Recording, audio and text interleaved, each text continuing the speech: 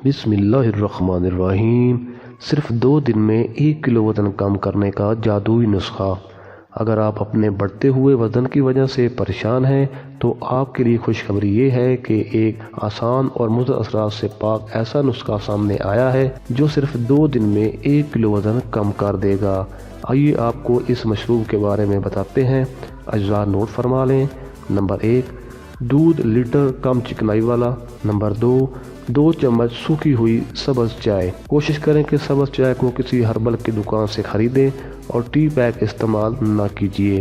بنانے کا طریقہ: دودھ کو ابال کر اسے 70 ڈگری پر گرم کریں اور اس میں 2 چمچ سبز چائے ڈال دیں۔